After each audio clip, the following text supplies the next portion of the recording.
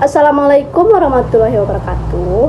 Perkenalkan, nama saya Kusuma Nuryani, NIM 2310207028, Prodi Bimbingan Konseling Pendidikan Islam 4A. Baik, di sini saya akan menjelaskan 10 layanan bimbingan konseling dan 6 kegiatan pendukung. Mari simak video saya berikutnya. Halo semua, hari ini kita akan membahas 10 layanan dalam bimbingan dan konseling serta 6 kegiatan pendukung yang penting dalam mendukung perkembangan peserta didik di sekolah. Pertama, mari kita bahas 10 layanannya dahulu. Layanan ini dirancang untuk membantu siswa dalam berbagai aspek kehidupan, baik akademik, sosial, pribadi, maupun karir.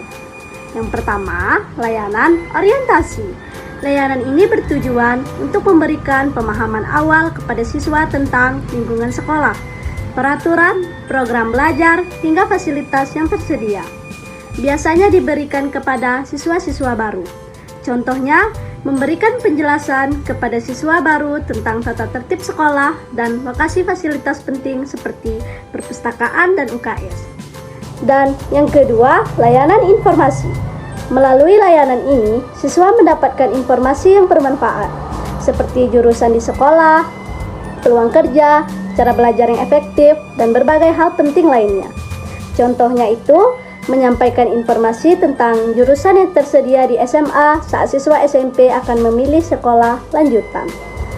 Dan yang ketiga itu adalah layanan penempatan dan penyaluran. Bimbingan ini membantu siswa menempatkan dirinya pada jurusan, kelompok belajar, atau kegiatan ekstrakurikuler yang sesuai dengan minat dan kemampuannya. Contohnya itu bisa seperti menyalurkan siswa-siswa ke program ekstrakurikuler berdasarkan minat, seperti klub seni atau olahraga. Dan yang itu adalah layanan penguasaan konten. Fokus pada membantu siswa menguasai keterampilan tertentu seperti belajar, keterampilan sosial, atau keterampilan komunikasi. Dan ada layanan konseling individual. Layanan konseling individual ini diberikan secara tatap muka antara konselor dan siswa untuk membahas permasalahan pribadi secara rahasia. Dan ada yang keenam, layanan konseling kelompok. Melalui diskusi kelompok, siswa bisa berbagi pengalaman dan mendapatkan dukungan dari teman-temannya untuk mengatasi masalah yang sama. Dan ada yang ketujuh, layanan bimbingan kelompok. Berbeda dengan konseling, layanan bimbingan kelompok ini lebih bersifat informatif dan diberikan dalam kelompok untuk membahas topik tertentu. Artinya bukan masalah pribadinya. Contohnya itu bisa seperti diskusi kelompok tentang cara belajar efektif untuk menghadapi ujian. Dan yang kedelapan, layanan konsultasi. Konselor bekerja sama dengan guru, orang tua, atau pihak lain untuk mendukung siswa dalam mengatasi permasalahannya. Dan yang kesembilan itu ada layanan mediasi. Digunakan untuk menyelesaikan konflik antar siswa atau antar pihak lain dengan bantuan konselor itu sebagai penengah. Dan yang terakhir itu adalah layanan advokasi. Konselor bertindak sebagai pembela atau pendukung hak dan kepentingan siswa, terutama yang menghadapi diskriminasi atau ketidakadilan. Nah, setelah 10 layanan tadi, sekarang ayo kita bahas 6 kegiatan pendukung BK. Kegiatan ini membantu layanan BK agar berjalan lebih efektif. Baik, yang pertama, aplikasi instrumen. Apa itu aplikasi instrumen? Aplikasi instrumen adalah berupa tes atau angket mengumpulkan data siswa seperti minat, bakat, atau kepribadian. Contohnya itu bisa seperti guru BK menggunakan angket untuk mengetahui minat siswa terhadap pilihan jurusan SMA. Yang kedua, himpunan data. Himpunan data adalah mengumpulkan informasi lengkap tentang siswa seperti biodata, prestasi, atau riwayat pendidikan. Contohnya itu bisa seperti data pribadi, prestasi akademik, dan riwayat perilaku siswa dikumpulkan oleh guru BK. Dan yang ketiga, konferensi kasus. Pertemuan antara konselor, guru, orang tua, dan pihak lainnya untuk membahas masalah siswa secara lebih mendalam.